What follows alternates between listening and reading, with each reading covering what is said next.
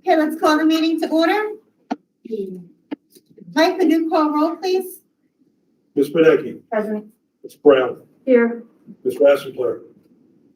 Ms. Hope. Here. Ms. Hollingworth. Here. Ms. Paoli. Here. Mr. Seidel. Here. Vice President Hogertle. Here. President Crooked. Here. Please stand for the pledge. I pledge allegiance to the flag of the United States of America and to the republic for which it stands, indivisible. Mike, could you please read the statement concerning open public meetings? Public notice of this meeting pursuant to the Open Public Meetings Act has been given by the Superintendent of Schools in the following manner. On January 12th, 2022, notice of this meeting was posted on the interior of the school administration offices, 1 Lincoln Avenue, Haddonfield.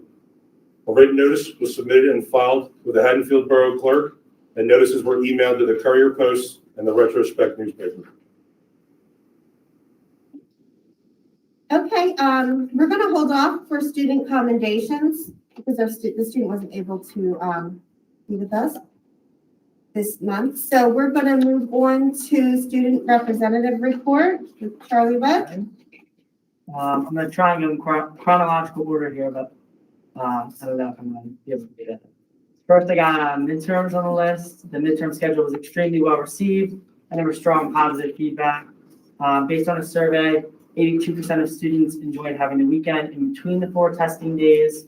The students also found it beneficial to be able to review the actual midterm to get the test back, to improve on future assessments / like their finals. Bells on Monday, and a bell system will be reintroduced to the high school. We currently don't have bells. The music production class presented numerous bell options, and the HMHS student body had the opportunity to vote on the options. I wish I had a sample of it. It's really nice. Little time. My question. On normal school days, the bell will play at the beginning and end of each day, as well as lunch, but will not be played between all the classes.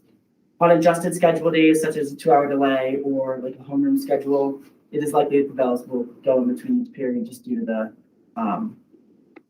not knowing schedule. Next up, the advisory committee.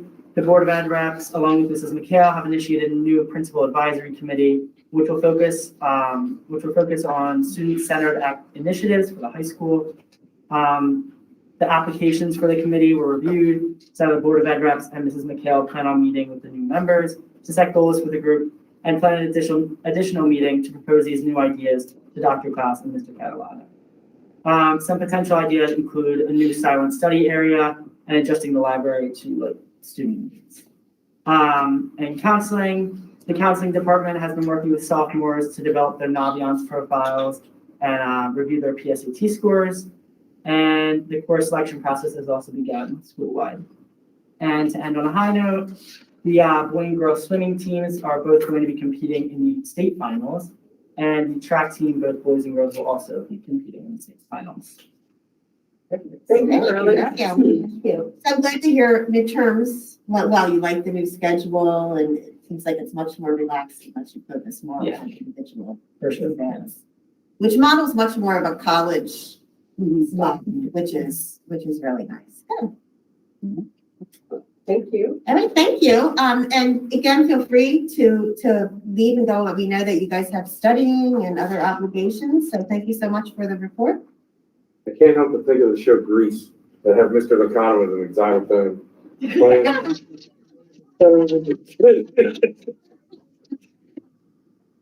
Crying on the landing.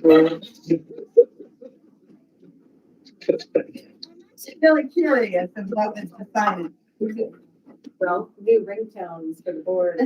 How do the students feel about the new water bottle fillers? I mean, everyone loves the water bottle fillers. Everyone uses them. It's pretty good. Great, thank you. Okay. Moving on, we're going to go on to our presentation, Mr. Klaus and Mr. Swanson.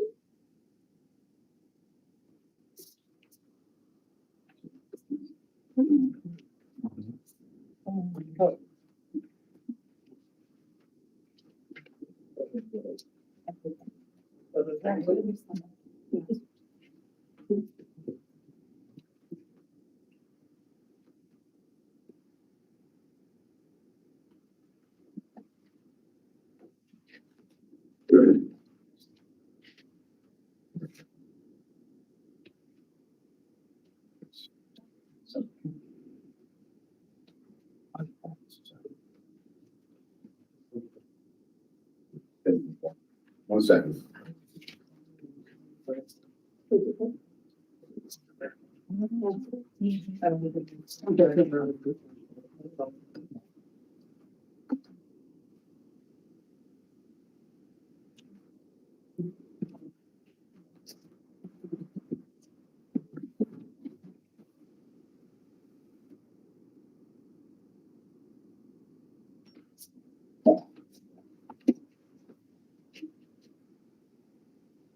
Good evening, everyone.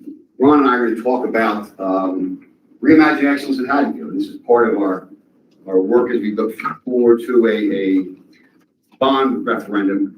And our target date is September of 23. So I'm going to talk a little bit about why we want to do this, and then Ron's going to share with us what this can be, right? So that's how this works through. So I'm going to be brief.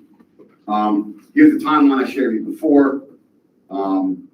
And even though it's September 23 sounds a long way away, we are right at where we need to be, stepping forward from here. The next thing that we talked about are these are not, no one's going to go home and say, wow, this is brilliant. Chuck said something no one's ever thought before. Because a lot of this stuff is going to be obvious, but I feel it's the basis of where we're coming from. The school district, we have obligations. We have obligations to our students and our families. We have obligations to our staff and to our community. Right? And there's nothing earth-shattering. The students deserve a safe, secure school, engaging in meaningful educational experiences, and they need to be prepared. They need to be where they prepare for the future. Our staff also need the safe and secure schools, the capacity to grow and explore. And you know, when we talk about we're talking about student spaces and all those things, we can put the best spaces in place, but if we don't also give our staff facilities that allow them to grow to capacity, we'll be wasting the space. We'll have this great space and we won't be using it correctly. Teachers need places where they can get together and collaborate. Like we're trying to get time for them to work together. We don't have space for that. We don't have the things we need. So in a way, we can do a lot of other stuff unless we consider that as one of the primary things. We'll be throwing away some opportunity. And they need the opportunity for meaningful collaboration. And the community, they deserve a highly quality and effective school. And obviously, we have to be responsible fiscally and for operations or finances. So these obligations, what are they grounded? They're grounded in common sense, I'll say. The core values of the board, administration, the families in town.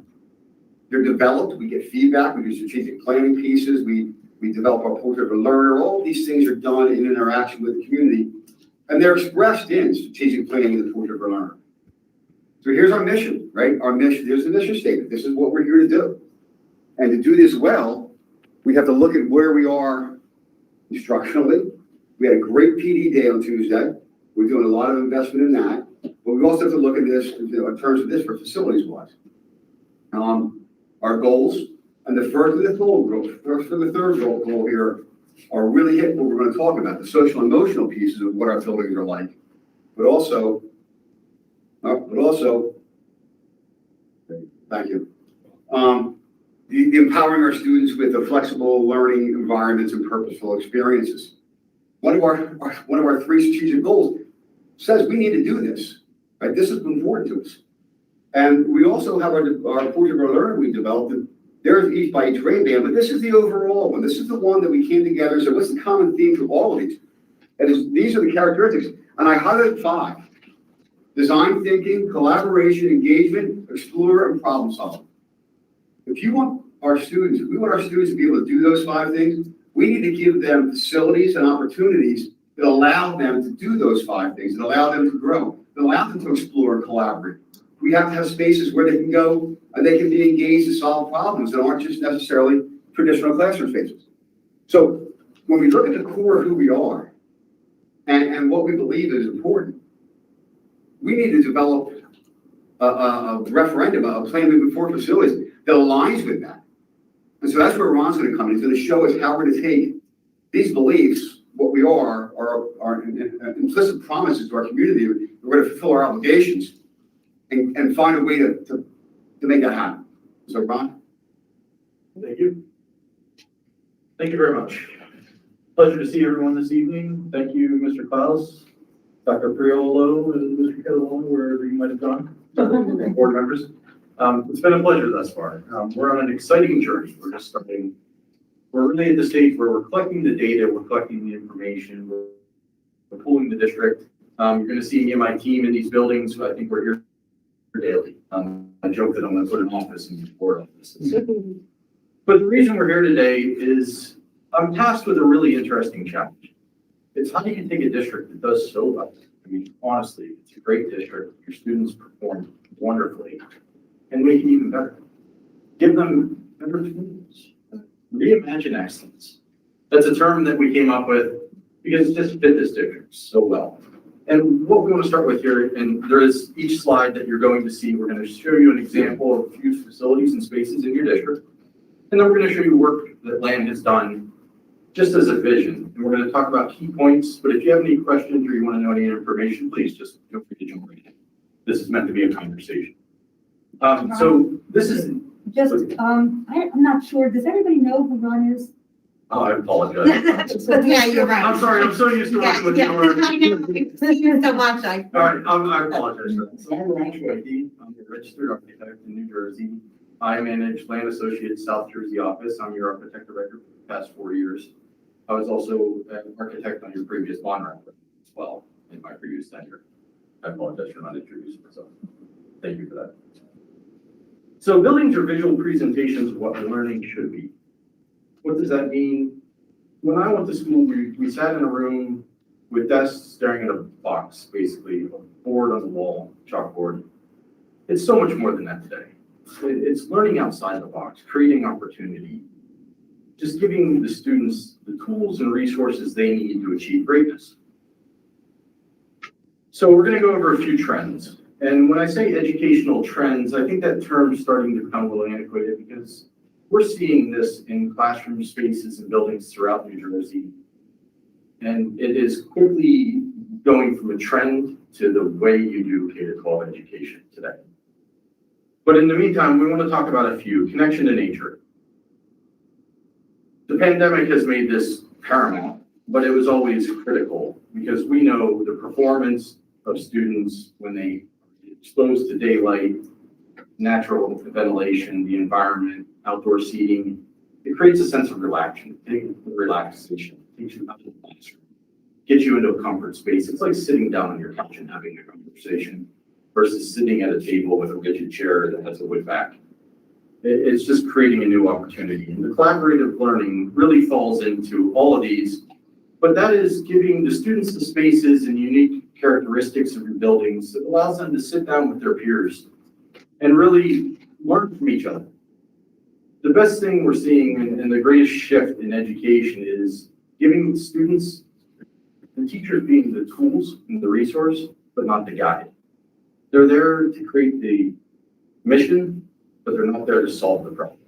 They allow the students to work with each other to create that problem solving and to come to the end result. Then we'll talk about project-based learning, and it fits really well into the next topic, which is career readiness. I can't wait to show you some examples. And the last, we'll talk about flexible learning centers. Those are everything from your small group collaboration spaces to the private corner where the student just needs some quiet time, all the way to how you envision media centers and libraries today. And this is the subject of the conversation. So first, let's talk connection with nature. We're going to pull up a few spaces here. And if you're not familiar, I'm happy to walk you through. In the upper right-hand corner, that's a small image. That's Elizabeth Head. That is the courtyard at the center adjacent to the original building. And the lower pictures left and right on that screen are Central Elementary Middle. That is the courtyard that is just literally underutilized adjacent to the kitchen in the center of the building. What I see here is an effort and a drive to utilize these spaces. We're just not giving them the tools. This is a great opportunity. So let's talk a little bit about what it featured done.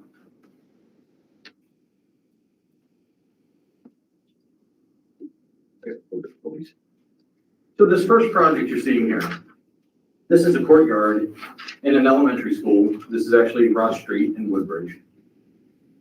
This project was unique in that this is a zero lot line project. That means this building is built right to the 3 streets, 3 sides, right up to the road frontage. So there is no outdoor learning opportunity. There is no characteristic beyond the walls of the building. So what we had to do was think in front. So when we reconstructed this school, you'll see this central courtyard with a single loaded corridor. So anywhere you're in this school, you see the connection to nature, which is this common courtyard, and every class is directly connected to that central focus. This is entirely hardscaped with the tiered seating structure that you'll see in the center there.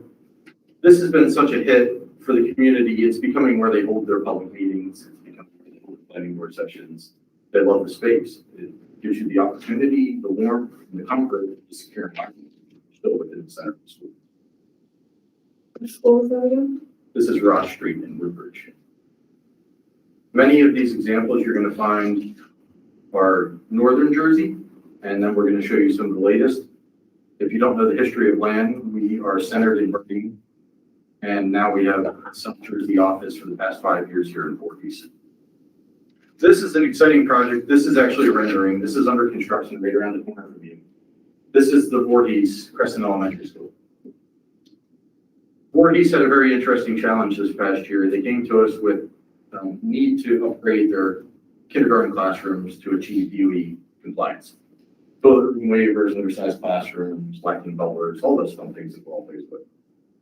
So in lieu of investing in infrastructure upgrades to certain sporadic kindergarten classrooms throughout the district, we created the vision of a centralized kindergarten.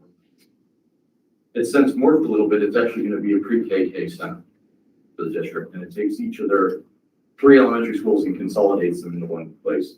It is going to provide 15 pre-K classrooms in this new wing, and it's going to bring all those students together. What you're seeing in the center on the left-hand side is you see like a red brick just off to your left. That's the existing building facade. Our new addition abuts and creates this interior courtyard for 2 reasons. One, there's a strong presence of needing connection with nature, and we also want security through natural design. So by providing students with a space where they can be outdoors, but still enclosed in the safety and confinement of the school, you now have a learning space which is actually subdivided into 3 areas and will support a classroom at a time. This computer doesn't like the gym. So next we'll move to collaborative learning. Yeah, no, it doesn't want to do it.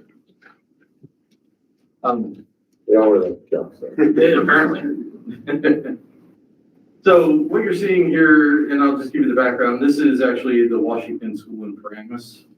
Not a subject of conversation, although great collaboration project, really unique school. How it correlates to here we have a couple examples. The upper left-hand is a large corridor space in Central School. The lower pictures are the high school C wing spaces just outside of this library. On the left-hand side, you'll see a bank of lockers, and the large double height photo on the right-hand side is the freshman locker. What we're looking to do is we're looking for those spaces which are available but underutilized. We want to take advantage of those. We want to shift the way spaces are utilized. We understand maybe the lockers aren't essential. So we step back, we do a locker count district-wide. All of a sudden, we have this real estate in C wing primed off the corridor where we can create this breakout collaboration space. And this is one of the, for instance.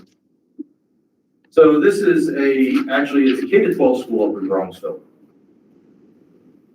What you're seeing is exactly the flexibility and student-centered learning that we're striving for here. It's the opportunity beyond the walls of the classroom, where students can step aside and establish their own seating and structure and comfort with a large group, small group, or an entire class who just wants to get out of the classroom for a day, break that mold, and step into a shared space. It's that freedom that creates that opportunity and creativity for students to really excel.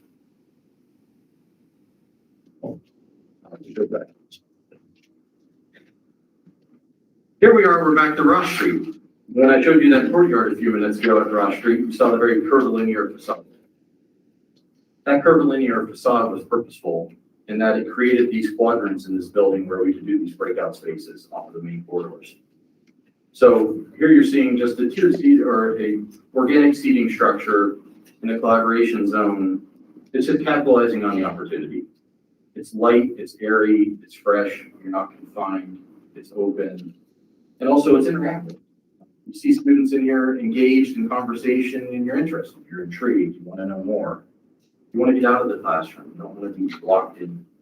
Ron, I know, just because you said it was a conversation. Yes.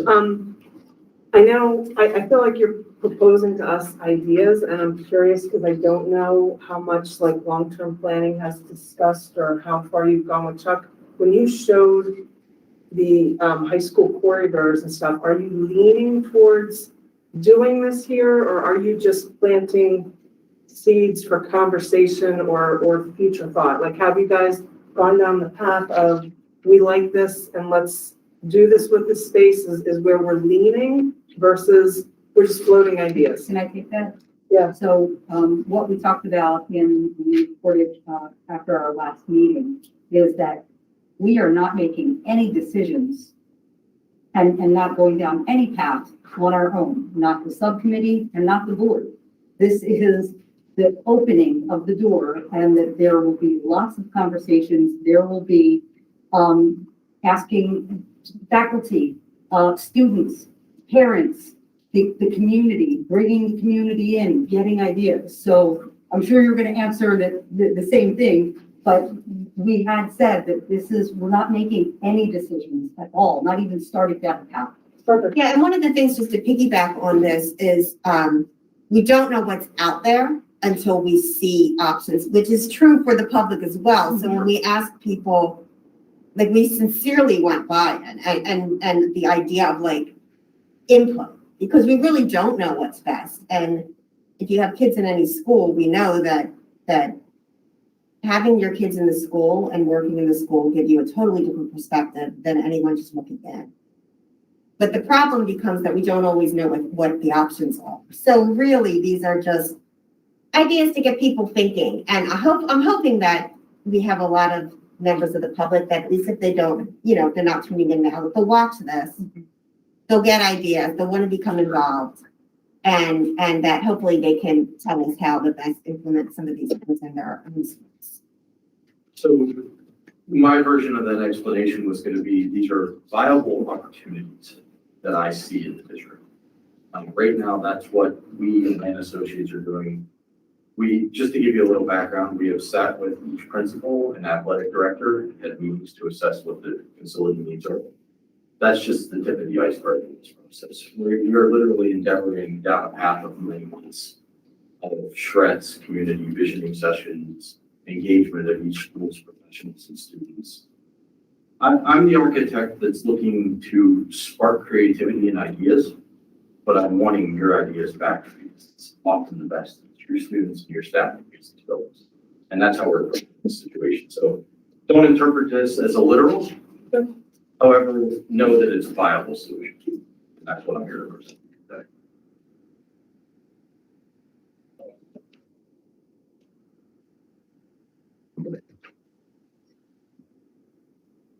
So project-based learning.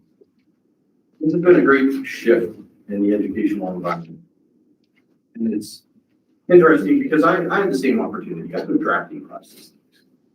I became an architect, coincidentally. I loved it, and it stuck. But a lot of that opportunity's gone by the wayside. A lot of those home-led labs and more of the wood shops and that kind of hands-on creativity it kind of faded away, but there's a strong resurgence. And the resurgence is more based around technology, inclusiveness, and hands-on. So we found a couple of great spaces, and the large photo here is it was a computer lab, and with the migration to a one-to-one district, that's the wayside. But what we found in this space now was all the technology you need and all the resources to have a 3D printing tech lab. Yet we're almost there. It's lacking the creative space to support the concept of function. And then in the lower left-hand corner in the smaller image is a science classroom. Science classrooms are unique in that they lack the flexibility historically, right? They're all buildings with sinks and casework everywhere, and it kind of restricts the use of the space. So what we're looking is that happy balance, and that happy balance is in the form of STEM and STEAM classrooms. Page down, traffic to the backwards. So here we have, this is actually Heights Elementary, this is up in Oakland. This is an elementary school STEAM lab. The door you see in the background, just to give you a little more information, there's kind of the learning side and the fabrication side of this space. It was formerly offices, to be honest with you, that we were able to demo out some walls, open up the space, and create this STEAM lab, which just affords the students the opportunity, the variety, tools. And the great thing about STEAM and STEM education is there's just different provisioning based on age groups. So I'm going to show you a little bit of elementary, middle, and high.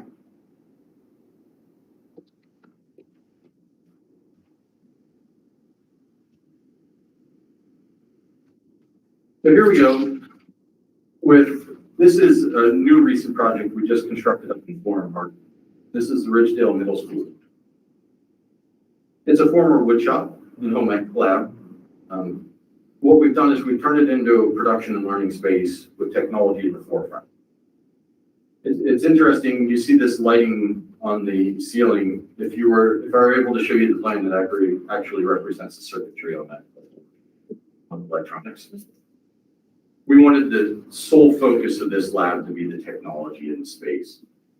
So we took what was an underutilized, abandoned classroom, opened it up, created the connections outside. We opened up the new windows, walls, exterior, allowing visible light, connection with nature, but gave the students the tools and resources that they were looking for to advance their technology program. It's a great space. We recently finished it. Here we have a high school STEAM lab. This is actually Bromsville. It's interesting. This is a STEAM lab by nature, but to me, this is the epitome of the classroom space could and really should be. And it's a couple different things that happen here in the approach. One is vibrancy, right? We want to create some liveliness in the space. So some unique design characteristics, but what you'll see is everything is literally flexible and movable.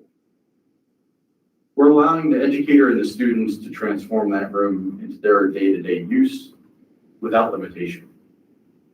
We want to just give them the tools and the resources. And I know it sounds very common in this theme, but creating the opportunity is what this is all about. And then we move on to some very exciting projects in the category of career readiness.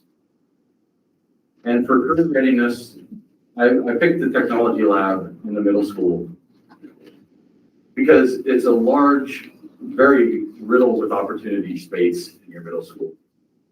And with a little bit of treatment, it goes to that next level. And then another space we want to talk about in your newest acquisition, the district or soon to be, is the bank drop property, the Carriage House. If you don't know the Carriage House, it's the building that stands alone just behind Walworth. It's about a 2,000 square foot, 2-story, very historic envelope.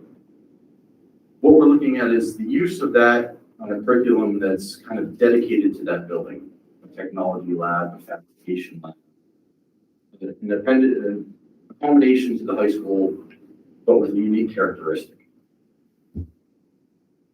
First, I want to show you Leonia. This is a culinary lab that we've created. Culinary arts have expanded greatly. And what's so wonderful about Leonia is they invested in this space. You can see the background of this image. It's all glass connecting to the board. The concept is it creates the intrigue. When a student walks by the space and they see them cooking and creating and serving, and there's actually a servery outside in the border so they can share the product. What this is it's a full chef prep kitchen you're seeing. They actually bring in chefs from different local area restaurants to teach their students. And then there's 6 mini satellite kitchens off of the main. So each student gets their instruction, opportunity, challenge of the day, and then they kind of step back into their own kitchens, they do their work. Some of it is done through competition, some of it is taken and sold for revenue generation to support the advancement of their space. And it's really just to spark interest and get the hands-on approach into something, whet your appetite, give you an opportunity. Find if you love it, learn from it. And then the greatest thing is now higher ed institutions are adopting into this theory and giving grants and opportunities, embracing its curriculum. This one is one that we're working on right now. This is actually a rendering. It's Cosmetology Studio. This is in a CTE wing. In this wing of Plainfield High School is a fab lab. Will hopefully be the cosmetology lab. There's art, digital photos, 3D design, and there's even auto body fabrication. Plainfield's very focused in the CTE and giving career tech a whole entire wing within their high school, not as an individualized school, but as an opportunity and advantage to their high school. And then we come to one that we absolutely love, and this is Bergen County Technical Schools up in Teterboro. What's really interesting about Bergen County Tech is this is built right across from, and what you see is a historic image on the left-hand side of the local regional. The mission behind this was to create a space that afforded the opportunity to the connection to the past and the future. So this is actually divided into multiple rooms. There's actually 3 spaces. You kind of get the design lab with all the computers and equipment to do the 3D modeling. Then you go into the next space, which is the resource and fabrication components, and that's what you're seeing here. And then the last room you step into is the actual assembly and production of the equipment. What's really neat is there's some very advanced technology happening here. You'll see their fabricating paradigm. Plain wings on the left-hand side. And what's really cool in the upper right-hand photo, you see that Cardex Remstar. It's a really amazing tool. It's actually a storage unit, about 14 feet high behind that wall. And what it does is that it stores and assembles all their equipment they need to support this lab. And you actually punch in on a digital pad what you want, and it grabs it and breaks it. So it takes that full storage. What do we do with all this equipment? And actually assembles it for you.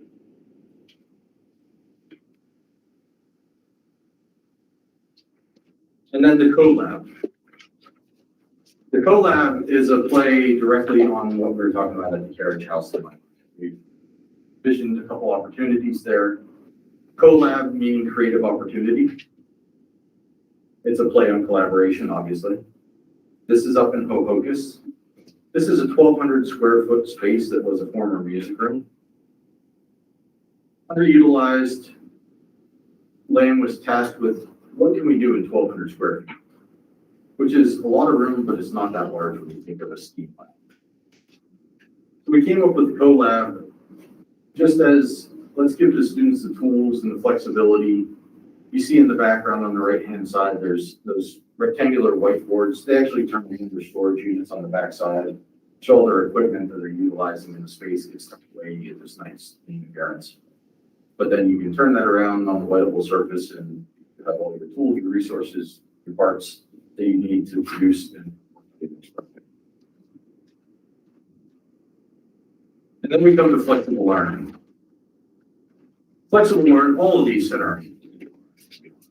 Flexible learning is really student choice.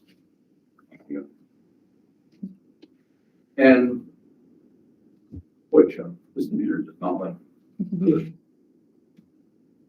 I apologize. I don't know why. Didn't do anything to it. Maybe it's because I was about to bring this space up. So here we are in the large photo, if you don't recognize it. We're standing here in the high school library. And then in the upper right-hand photo, we have Central Middle Elementary's meeting center. There's a great start here, in particular, I'm going to talk about the high school library, media centers, library.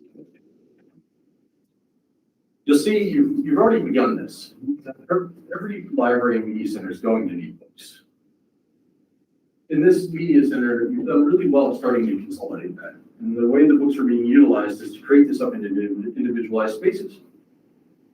So you've got your larger group gathering, you've got some flexible tables on the other side. We just need to take that to the next level. We need to afford students everything from large group gathering to small individual quiet. They want to step back, they want to read, they want to be in solitude, just have some quiet downtime. Or maybe they want to sit with 3 friends around a table and have their own space to, hash out the next idea or look at the next project.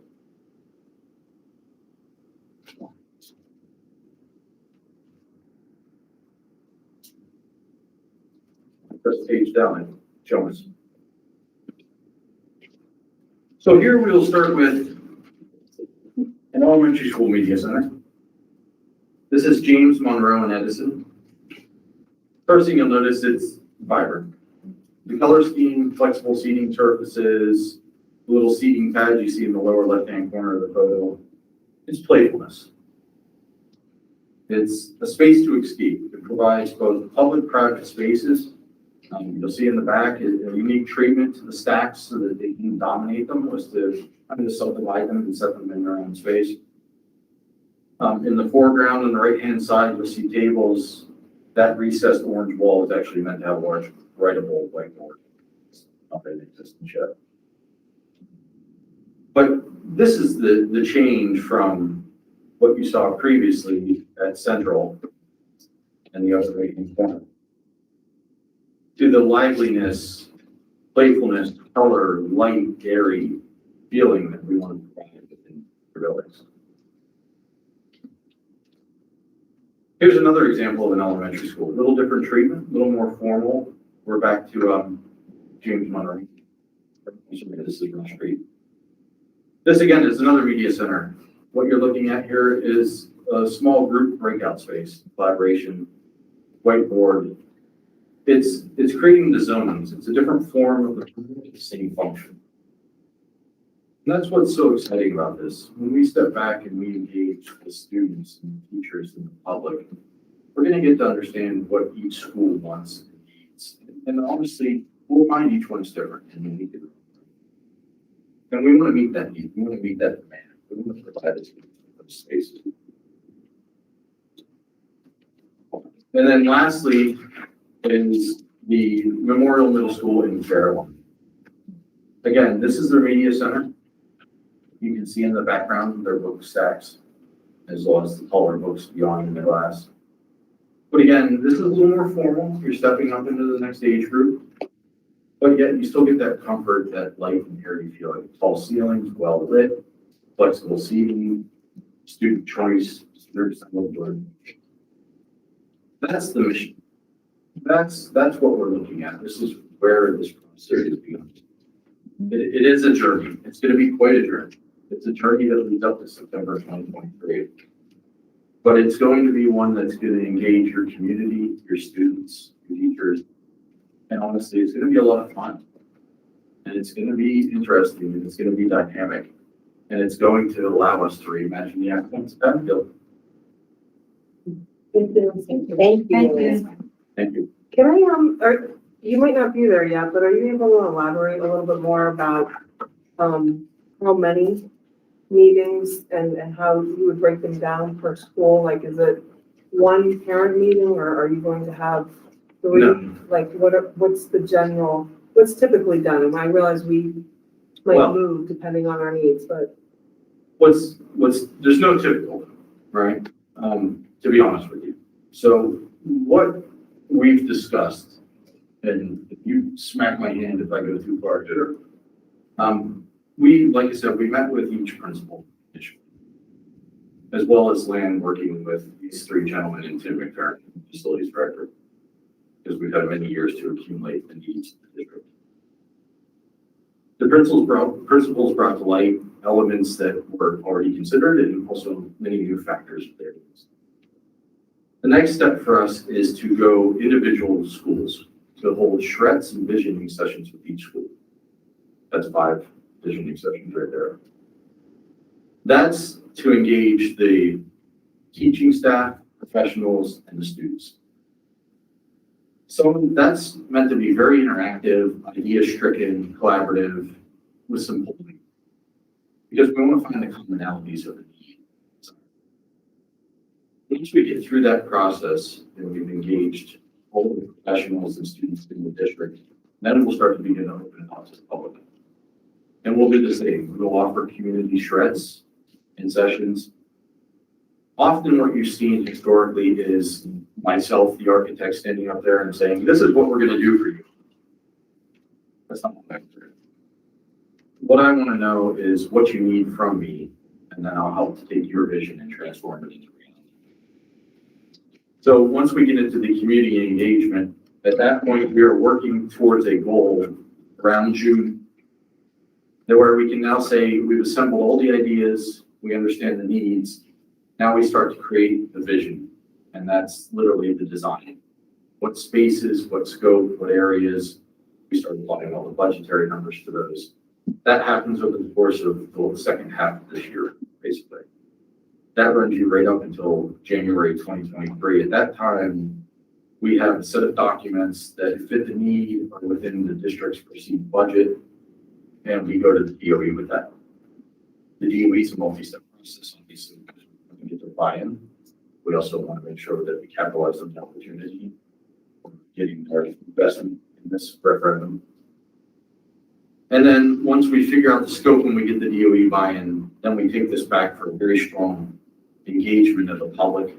Those 2-3 months prior to that, you're going to see me at public meetings and sessions, and presentations, where we're going to help everyone understand it, make sure they accept their needs have been met.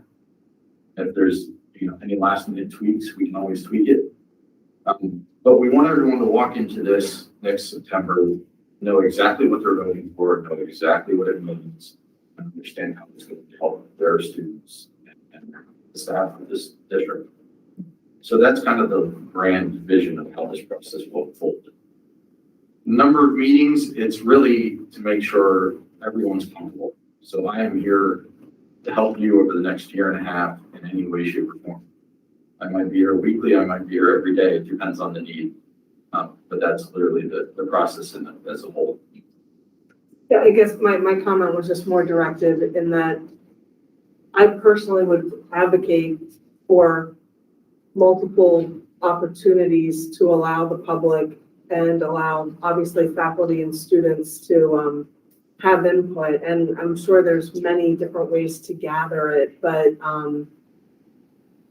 I guess my perspective is I just wanted to make sure it wasn't something that people came in, it was kind of high level, you couldn't really get, I've seen successful ones and I've seen ones that weren't so successful, as far as giving people the opportunity to really, so I was interested in more details, but we can share that at a future date. Well, I don't know how far we want to get. Yeah, we're actually still planning that part right now. So Okay. our hope is by the end of March to have already be engaged in it. It's going to be 4 months of engagement. Right. So we don't have the exact number of dates and schedules down yet. And everyone, there was 10 referenda increase. There was one that failed. Mhm. And the one that failed that you read about it is the one that had literally zero engagement or stakeholder interaction. And I knew it would fail miserably. It did exactly that. So we don't have, like I said, we don't have a solid answer as numbers. The numbers are to make sure that everyone fully has an opportunity to understand and have a voice in this. That's key.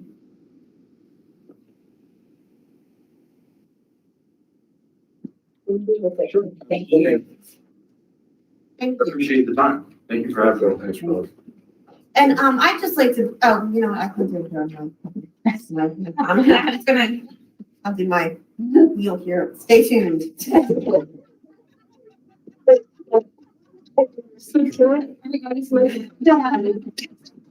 You'll have to wait for the board president report.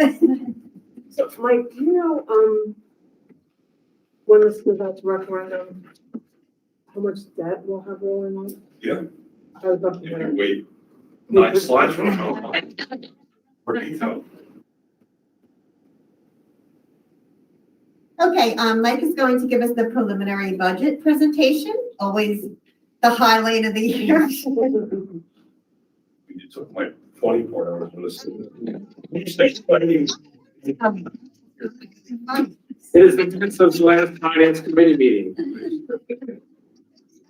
You can skip over by that. All right, so yes, so we're here to present the tentative budget for the 2022-2023 school year. This is what we're going to get through tonight. And before I start going through every part of this agenda here, first I have to say thank you to all our administrators. Thank you to Dr. Priolo and Mr. Klaus, because I'm only one piece in this process, and you, the board, played a very big piece in this process. But without their help, there's no coming together. There's a lot of meetings, there's a lot of collaboration, there's a lot of conversation on what ends up being the budget. So thank you to everyone. So the timeline, what we're looking at for the budget starting next year. So through today, we've met with all of our administrators. We have frozen the current year budget. That's part of the process. Tonight, you'll be approving the tentative budget for next year. What that really means is you authorize us to submit to the county. That's later on this timeline. But there's a little piece of this that is pretty new, about 10 days new. So these 2 days here that are highlighted red. So about 10 days ago, legislation was passed to extend the governor's statutory requirement to give his budget message by the last Tuesday of February. Well, that got extended to March 8th. What that means for us, we won't know our state aid numbers for next year until March 10th. Traditionally speaking, we get our state aid numbers 2 days after the governor gives his budget message. So that's why they're highlighted red. So March 10th, we'll know our state aid numbers. But what we have tonight, we have no reason to believe that we would get a state aid reduction. So we're budgeting state aid flat to the year we're in right now.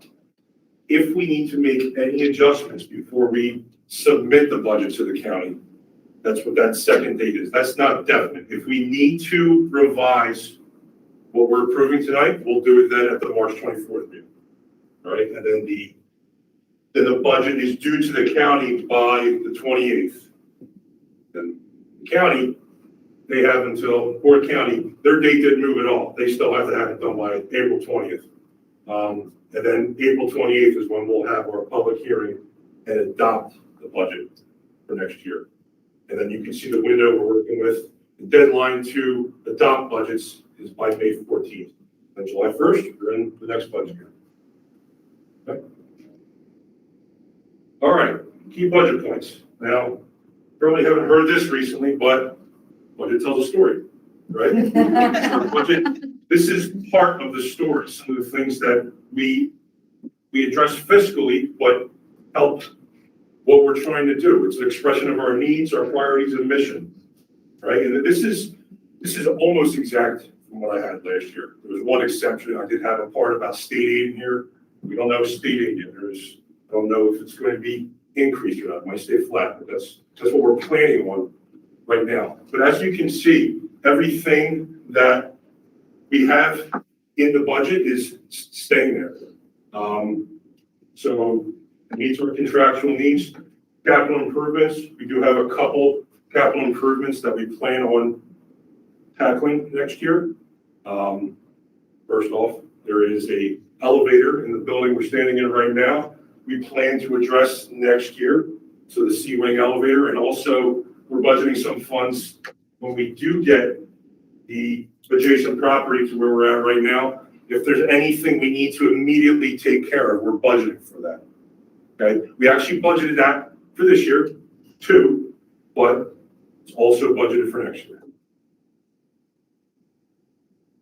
All right, additions to the budget. These are a few things that we are adding to next year. In-house behaviorists. We added one in the year we're currently in. We're gonna add another one. Also, there's a technology piece that we're expanding on. we are putting a nice investment into Chromebooks, especially at the high school, one time in order to get the every grade on a rotation level that will satisfy us in perpetuity. So it will take care of our one-to-one initiative until I'm not here anymore. And then our scoreboard at our stadium is in desperate need of replacement. We're going to take care of that in next year's budget also. And lastly, we have a new math program that we're going to implement, and we're going to fund that too. Now, going back to the story, this is a little lighter than last year. So there were more additions last year. That's part of the story that maybe we can't say yes. This is the tough part. Can't say yes to everything. But we do have the space to add these things. So part of the story is, which you will visually see later with numbers, why there's less than last year, okay? And these are just some of the specific points of what we're continuing to fund. So a couple technology pieces, interactive panels. I already mentioned on the Chromebooks for the one-to-one initiative. We are fully one-to-one grades 3 through 12. Furniture for flexible learning. We're continuing to fund that. Dr. Brill has done a fantastic job spearheading that side of that investment. And we're also going to continue our curriculum writing investment and project-based learning investment. All right, the numbers. 47 million. That is the total budget. Total budget. That's so Fund 10 is your general operating budget. Fund 20 are federal entitlements, federal grants, and then Fund 40, which will be on the next slide. That's our debt service, which I'll touch. So Fund 10, our general capital expense, that includes the funding for that is our tax levy. We're recommending a 2% increase. That is all we can increase our budget by, 2%. And then the capital outlay, that's the capital projects I explained earlier. Fund 20, this is really just an earmark to satisfy what the state recommends. IDA grants and ESEA grants. This is 85% of our current year allocations. That's just what we have to budget. And if you remember from last year, student activity funds, this is the second year, last year the first year that we have to report our student activity funds in the Fund 20 governmental funds. So that's the activity for all of our activities, high school, middle school, elementary, and athletic funds. And then Fund 40, paying down our debt. This is increasing about $60,000 from last year. It's the voter approved issued debt.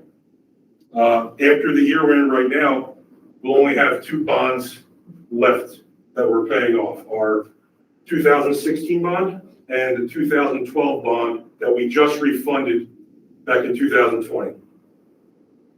And with what's issued right now, this will actually be the last year of a debt service increase with what's issued right now. After this year, it starts to go down. There is a large debt service fall off in what will be the 2025-2026 school year. It'll go down about $800,000.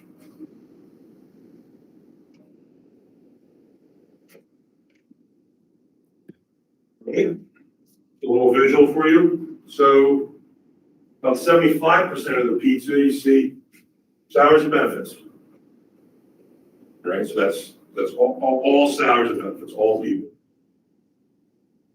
And then I like this buildings and grounds, that's all supplies and services at a building and ground. I like to segregate that out from everything else that's instruction. So when I say, when that purple slice is professional service, that's all for instruction. Outside services, consultants,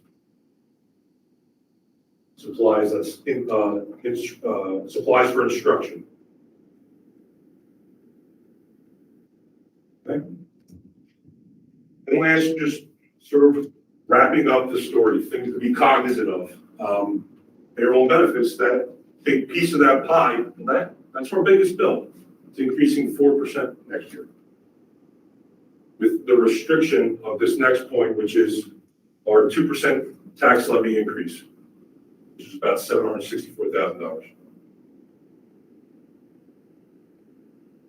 And then just to add, we're still on the tail end of the effects of the pandemic. There's a good side to this, there's a bad side to this. Bad, that we've got things we got to pay for now that are in lieu of the pandemic. Good side is we're taking advantage of some of what the pandemic forced into the budget. So overall, I mean, this is we're feeling very good about this budget. I'm here for any questions. Wait, can you go back to the pie chart? Sure. So one of the initiatives that you listed was +1 behaviorist. Mm-hmm. Is that just a straight add to the light blue, or is that coming out of professional service No. and going into, meaning we were paying for a behaviorist as a professional service and now we want to bring him on as a staff member? That's exactly what it is. So you're taking that out of the purple slice and putting in red and blue. And that's what many of those things are. Sure. The scoreboard, it goes out from a maintenance project to a capital project. Because you had to maintain that scoreboard for years, and now you're gonna buy a new one that requires less maintenance. Sure. So these aren't always additions to the budget, they're just slides around. Can you go back to the other two that listed the actual numbers by fund? Yeah, just go up slow.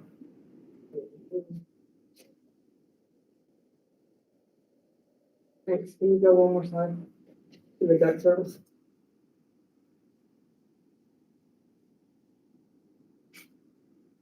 Good, thanks. Like you had mentioned when you were showing, here's what the budget is going to be funding. And you said there are less things than there were last year. Are there things that are being taken away that we should know about? Well, not as of right now. There are not. Luckily, again, with actually how they've actually, that's the answer to your question. There's things that we're maneuvering in order to, okay, is there something we can find a cost savings in, and then also in turn either be better, budget neutral, or at least find a savings in it. So as of right now, no.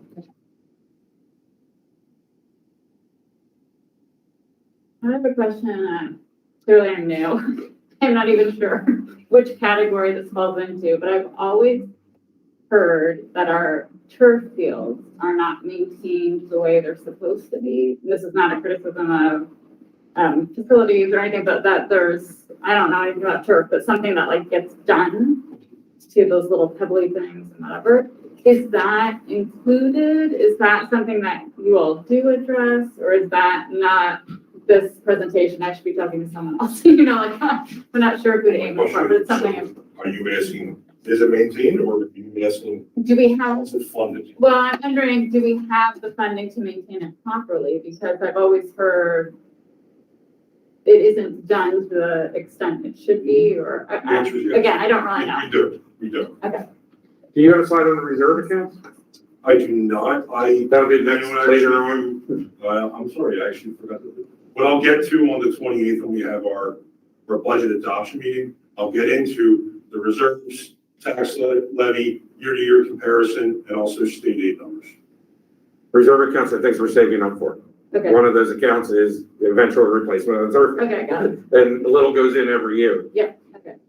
That's gonna be coming up soon, right? That's going to Okay, be you're very soon. I'll be here a year from now. So. Okay.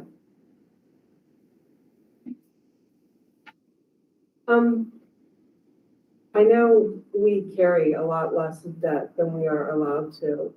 And not that we necessarily even want to go to what we're allowed to, but do you know ballpark figure what we're allowed to for our budget and our benefits? So it's funny you say that, because Part of me getting my certification, you have to go to New Jersey ASBO for seminars and classes that they run. There is actually a borrowing capacity that is restricted within the borough of Haddonfield. The school district and the borough can only borrow up to a set number of money. Do not ask me how it's calculated, but it is a very high number.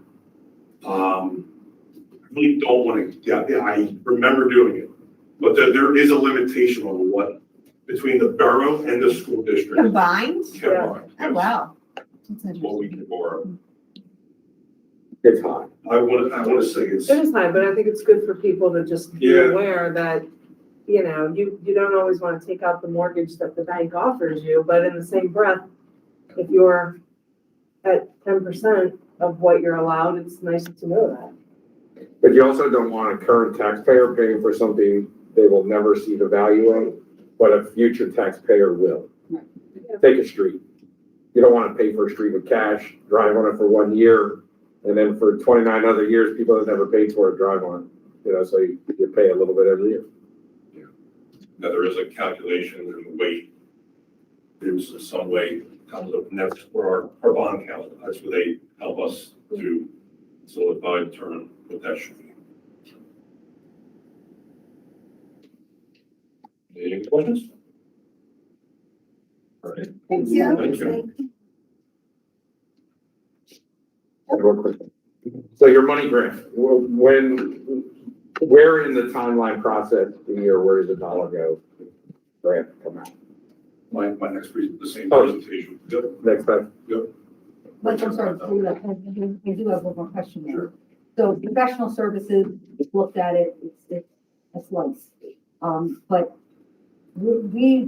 our professional services number has been growing. And are we okay with that? Or are we? Yeah, I mean, just like I told you, our largest bill is our people. There's increases for them, which turns into increases for us. I mean, when it comes to the people side of our professional services, the people side, you know, the minimum wage is still going up the next 2 Januaries. That cost is going to, it makes its way to us somehow. So, yeah, those costs are rising. But we're good with that. Yes. Thank you. Thank you. Yeah. Okay, moving on to board member committee and comments and committee reports. Curriculum committee, we did have a meeting recently. It's actually a very quick meeting, which our meetings are usually pretty long, so this was pretty quickly. We talked about the late openings in which teachers are reviewing the data that comes in from LinkedIn, which gives them very quick diagnostic, or I wouldn't say quick because it takes a while to assess the data, but it gives them timely diagnostic data on how the students are doing at a present time, which then gives them an opportunity to inform their instruction going forward. We talked about possibly for the high school using that as block days since they're so short to have them be a little longer to give students an opportunity to be in the class for a longer length of time. We talked about the February Professional Development Day. And this is before the Professional Development Day, but it was an opportunity for teachers to do almost like an expo where they get to share what they're doing in their classroom and really support each other and learn from each other. We talked to summer program planning. We did initially have some trouble finding teachers. We know that teacher burnout is a real thing, and a lot of teachers were hesitant to sign up for teaching programs in the summer, but we're starting to see a shift in that. The math committee continues to be ongoing, looking for a program to adopt. We talked about shifts in pedagogy as well, and likely the move to project-based learning, the move to a new program, and increased support for teachers should help the pedagogy shift to a more student-centered approach. And we talked about the college essay writing class that is going to continue, which we talked about that in addition to the usual summer or the advertised summer programming. And that's it. Then we set up our curriculum meetings for, I think, roughly a year. So we're good. Any questions? Great, thank you. Dave, do you want to? Well, there was one finance Yeah. meeting just on the budget. There was another finance meeting on a couple of items. So just a quick highlight on the items from the agenda. A discussion on upcoming RFPs, including the substitute teacher agreement, special education agreements with multiple entities, legal, which is something that we go after RFP quite often, and a school position. So, when is the school position contract up? At the end of the school year? Yes. And then just a couple of different discussions. A big highlight of tuition rate, and will tuition be offered but not the rising ninth grade class will be open for tuition students. That would be the only grade, right, Chip? Right. But it fills a hole. When we can bring in a small class that's rising, can be supplemented to some degree that the high school's comfortable absorbing. Questions for Dave? Then we had policy update last meeting, right? Last meeting, yep. Okay, LRFP? Yeah, I was in Dave's shoes last week because Chuck did such a fabulous. Any PTA updates? We had a really good Central Elementary PTA meeting last week. Ashley did a great job as always. There were millions of activities that occurred in the fall and winter and some fun stuff on the horizon. Art expo evenings, book fairs, a new 5K run event, and lots of ice skating parties. So they have been very busy. Dr. Priolo, do you have anything for Assistant Superintendent report? Well, I just wanted to touch on the mask update guidance that we put out last week. When I last spoke before the board, we talked about wanting more time to review local health department recommendations, continued time to evaluate all of the impact and the ripple effect that this would have. So the good news is that we're able to do most of that.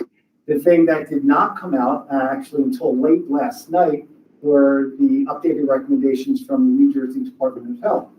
But as I spoke in front of the board last week and to the public, while we wanted to give the time for this thoughtful reflection, we also wanted to give enough time to present our recommendations to the community and to the board.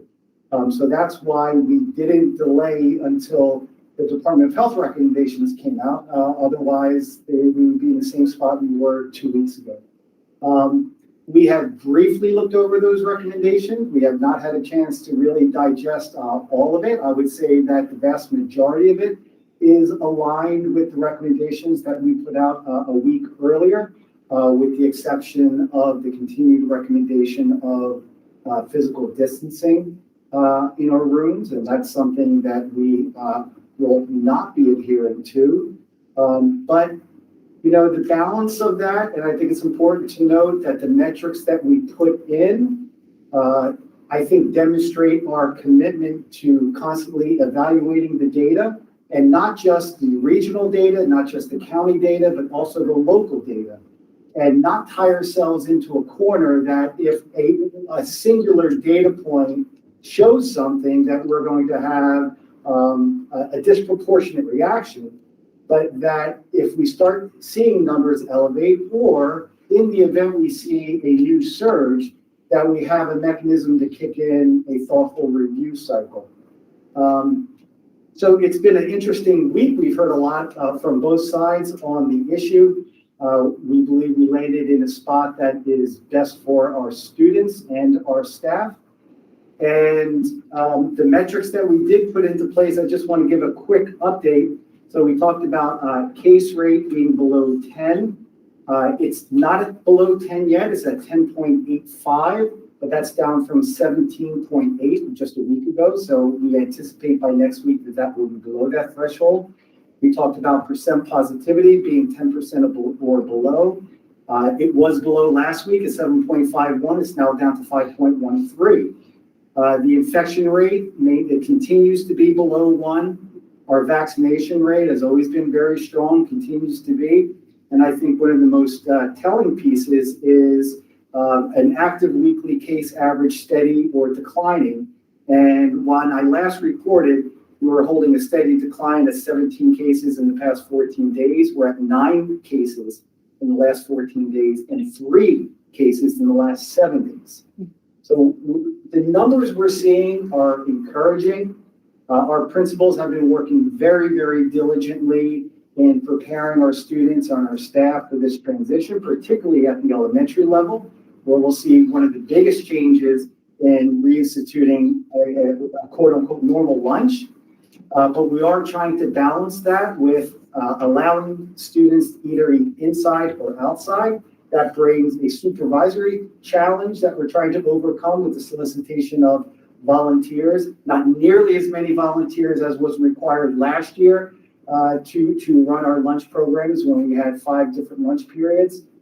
So all in all, I feel like we're in a really good spot, comfortable with the recommendations as is the pandemic response team.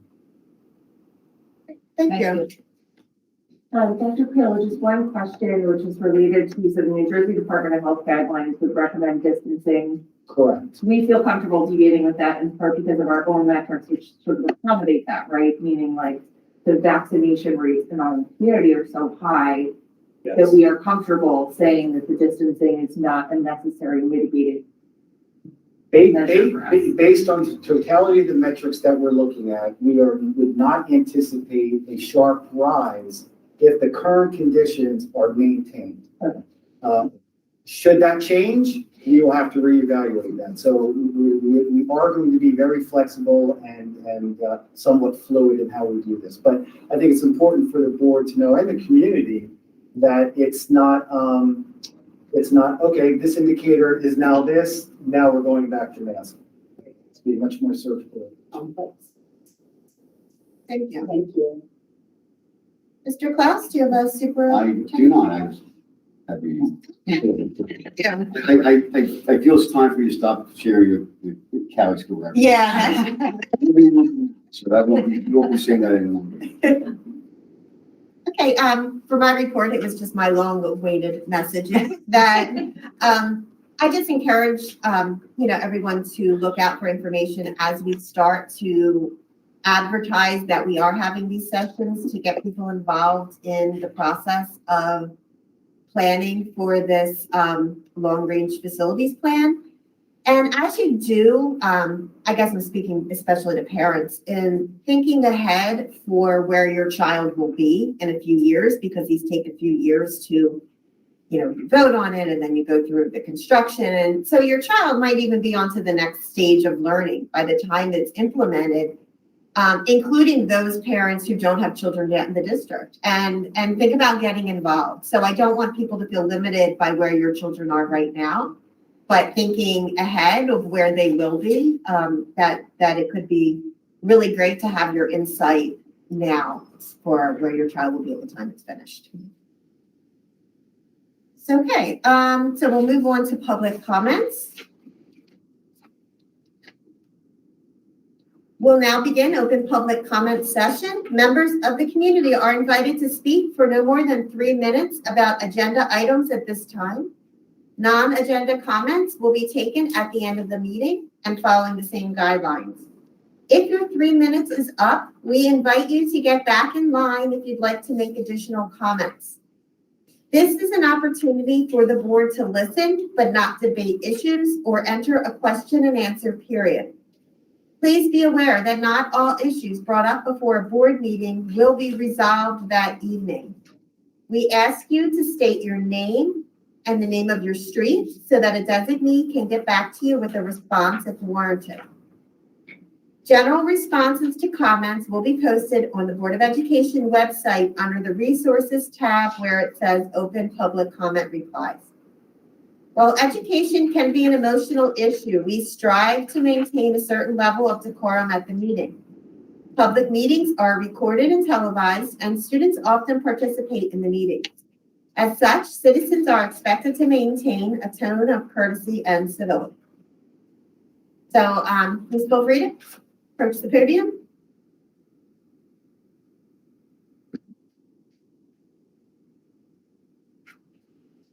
Hello, my name is Rose Center, Matt Avenue. I just want to say, number one, I'm thrilled that Dr. O'Crew is what he brought tonight. I'm relieved, I'm thrilled, and I just want to say thank you. That's the first thing. I also wanted to find out a little bit more about Reimagining Excellence. I'm a little bit concerned that we're going into a new way of trying to teach through Reimagining Excellence, which is what he brought up with these open spaces, his concept of spending a boat ton of money in order to make open, flashy spaces in order for the kids to learn better. I would like to know where that model is coming from.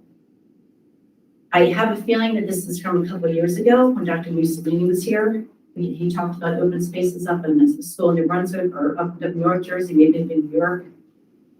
I want to know why Haddonfield School District is reimagining excellence and why flashy open spaces is going to solve excellence. That doesn't make sense to me. So I do want to know what we're modeling and what are we aiming for and why are we trying to do that? That's what I do want to ask that. And the second thing is, I'm not a fan of project-based learning as our only tool of teaching. The problem with project-based learning and the student-centered approach is that when you have kids who are really good and really academic and they want to do it really, really well, they bear the brunt of the student-centered approach and project-based learning. The teachers don't give you the answers. It's already started in our math classes. They just say, you figure it out. I don't believe that that's learning. So I am saying that as you are headed towards this new method of how you're trying to get academic excellence, I'm not quite sure it's the right way. So I'd like to know what you're modeling and why you think that Haddonfield School District should follow in that path.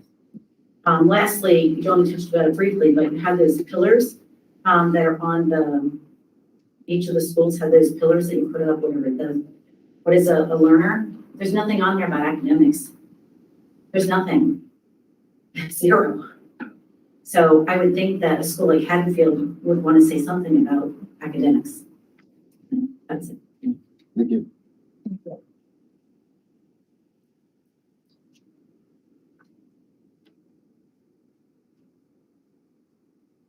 Anyone else? Okay, we'll move on for items for Board of Education approval. So for governance, acceptance of the monthly HIV, vandalism, violence report, approval of the fire safety drill, approval of the academic calendars for 22-23, the second reading, approval for a group of policies for first reading, the resolution to suspend bylaw 0131, bylaws and policies, and approve in a single reading for revisions to appendices C, D, I, J, and E of policy 1648.11, the road forward COVID-19 health and safety, and that will be implemented March 7th, 2022. Resolution to allow Haddonfield School District administrators to use the reflective practice protocol. Okay. Can I have a motion? Motion to approve. Second. Meg and Stephanie. Discussion? Just to point out, when we approve the calendars, it's the calendar. Some people don't understand first reading, second reading, but Oh, this is the okay, one that yes. makes the 6th This of is- September, the makes first day it of school next year. Official, yes. Okay, Mike, could you call roll? Ms. Brown? Yes. Are we voting yes or? Yeah. Okay, sorry. Ms. Hoag? Yes. Ms. Hollingworth? Yes. Ms. Paoli? Yes. Mr. Seidel? Yes. Vice President Hoagirtle. Yes. Ms. Benecki. Yes. President Crooked. Yes. Okay, curriculum and special education, approval of field trips, conferences, travel, and overnight field trips. Resolution to approve the contract between Chanel Jordan and Haddonfield Board of Ed. Resolution between Walsh Legacy and the Haddonfield Board of Ed for homebound instruction. Another resolution with Walsh Legacy for homebound instruction. A resolution between Learn Well for homebound instruction. Resolution to approve Kathleen Normandu, I hope I'm not mentioning her name, to provide after-school reading instruction. Resolution to approve innovative designs for educational achievement. Resolution between Cooper Health Systems and the Haddonfield Board of Education to provide reading services. Resolution between Cooper Health System and the Haddonfield Board of Education to provide services to Christ the King. A resolution for a student to receive homebound instruction from the following teachers. Approval of the National Clearinghouse Student Tracking Software and approval of the High School Plus Career Tech Education with Camden County College. Can I have a motion? Motion. Okay, Linda and Lynn. Okay, discussion? Jamie, this may be something that other people already understand. There's a new person, services to Christ the King stood out. What's the mechanism that we're providing services to Christ the King? Mike, you can explain Which one's that. I that? think it's like an agreement, right, that we I'm assuming it's, I can take that. okay. Yeah, it's part of our IDEA federal grant, part of that federal grant obligation that we provide funding to non-publics in the town in which the school is situated. What happens is annually, Dr. Henderson's special education department have to meet with Mr. Sharp and Ms. Hart from Christ the King. They identify their needs for students who qualify for special education services through the county special education program, and then proportional funding based on those needs gets allocated to those schools. Thank you. Federal That is a requirement. very helpful explanation. And then I have one question about the National Clearinghouse Yeah. Student Tracking Software. Mhm. So this is the first year we're implementing this? We had been used once before, and so when we use Naviance to get information about where students go to college, that's all self-reported.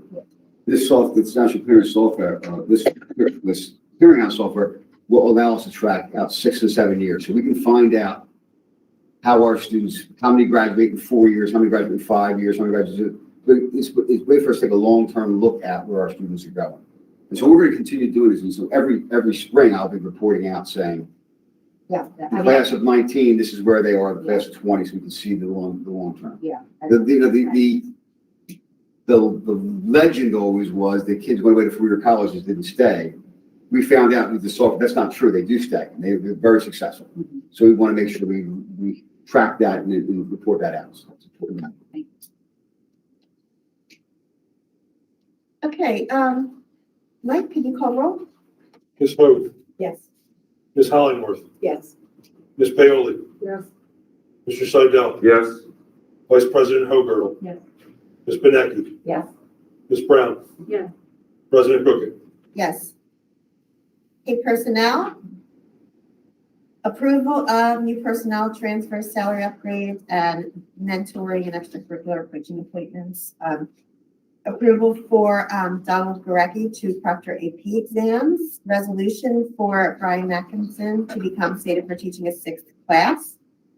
Resolution to approve the following teachers to be paid for planning for after-school reading enrichment. Approval of employees to provide up to 30 hours of counseling services at the summer rate. And resolution for teachers to receive prorated compensation for teaching additional classes during the 2nd semester. So motion? Steph and Linda. Okay, discussion? Just to recognize Brian Mackinson for picking up a sixth period to be able to teach me. Yeah. Right on. That's a lot of algebra too. Okay, Mike, can you call? Ms. Hoag, Yes. Ms. Hallingworth, Yes. Ms. Paoli, Yes. Mr. Seidel, Yes. Vice President Hoagland. Yes. Ms. Pinecki, Yes. Ms. Brown. Yes. President Crooked. Yes. Okay, approval of the following business and finance recommendations. Resolution not to participate in special education Medicaid initiative. Approval of the tuition reimbursement for employees. Approval of the tuition rates for the 22-23 school year. Accept donation from the Haddonfield Educational Trust for the teacher grants. And resolution to adopt the tentative budget for 22-23. The payment of bills, budget transfer, the board secretary's report, the cash summary report. Have a motion? I'll move. Dave? And Lynn? Discussion? Yeah, I just wanted to bring up that, I know in all of your free time, and I say that with sarcasm, I know when I first came on the board 11 years ago, I don't have time to do it, but I looked around at local schools for like comparable tuition for like Morristown Friends. I forget where else I looked. It was just where did we fall? And we started discussing if it was time to increase the tuition rate. So I don't know if it's been looked at recently and, you know. We Not talked about I'm happy it to in the approve it, budget meeting, Heather, because I had asked a similar question, because the preschool rate is a bargain. And I think the decision that we ultimately sort of led to was we didn't want to burden people with a significant increase this year. And that makes complete sense. I just think it's good to look at it every so often. And honestly, you know, the truth of the matter is we're not a private school. There might be reasons for us to be at a different price point, but, you know, you don't want to be ridiculously low either if we are. Right. Great. Preschool's inclusive, and that's what we're striving for. Well, As as I said at the finance meeting, I'd love to see preschool and kindergarten full day part of the. That's a different. Okay, Mike, can you call roll? Ms. Hallingworth, Yes. Ms. Paoli, Yes. Mr. Seidel, Yes. Vice President Hoagland. Yes. Ms. Pinecki, Yeah. Ms. Brown. Yes. Ms. Hoag, Yes. President Crooked. Yes.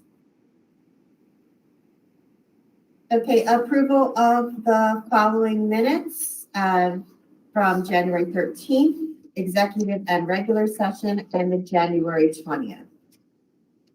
A motion? Linda? Second. Meg?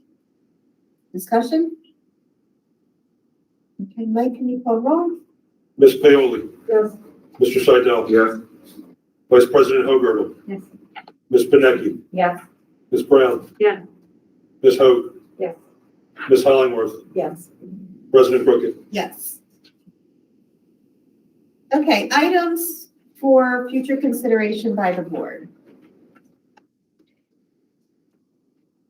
Just as a FYI, you know, coming up around March, then you typically identify some board members who might go off in a committee to discuss how they want the board retreat to be structured. Every year it has been structured differently, but just FYI.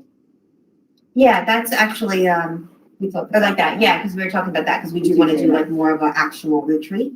We're Yeah. talking about how we can get that going, so. Yeah, so we'll, have that on our radar.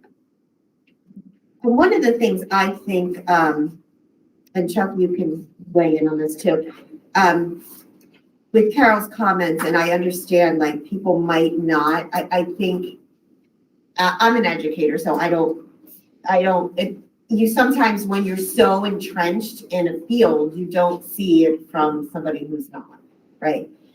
So while I see those spaces, I don't see it flashy, but I get where she's coming from. And I think then maybe that's a point of education that we need to do as a committee and as a board, and think about helping, the people understand the reasons that a lot of this is not, it's not aesthetic, that there's a psychological also component to learning and engaging in learning when given flexible environments, and there's a sense of autonomy within our students that is really necessary for success in any career. I mean, look at us, we're all pivoted and started working at home in our pajamas, doing very professional things.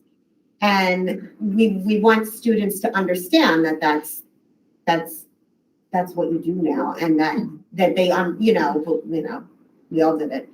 But anyway, I'm guessing, one thing I didn't see was that it would seem like an extra or seem like something that was more aesthetic, where actually there's big learning gains to be had for the way that some place is set up, right?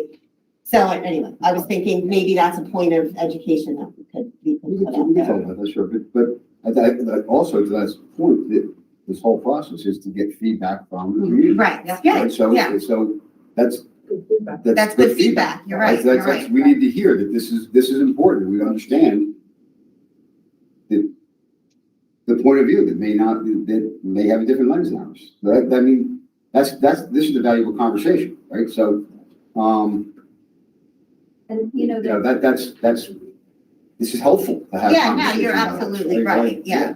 And, I think we look at some of those pictures and, you look flashy, flashy means expensive, right? I think that maybe people are gonna look at that and think expensive. And certainly everything that we need to do, all of this feedback is gonna be so critical to creating the past, but then it has to be tempered with, well, what is our budget? It has to be on a Haddonfield budget. Yes. Right. But, I'll just say, from my personal workspace, we started infusing color. So it looks flashy, but in some of our workspaces, it was nothing more than paint to make spaces seem less institutional and more invigorating, more collaborative. The idea behind why we did it was to really start getting people to feel comfortable and creative in a space that used to feel very institutional. So I think that we have to find and strike the right balance with what budget do we have, what spaces do we have, and how can we economically create spaces that are going to make kids feel where the space is inviting and that they want to be in there rather than they have to be in there. I think that that's the most important thing. It's what happens in their head, not what happens to the physical space, but how does it change the way they feel by being in that space? Right, and how those things are related. Yeah. The thoughtful approach that is gonna go into making sure it's the optimal space for learning and comfort and safety and for kids to be engaged. Yeah. Yeah. Yeah.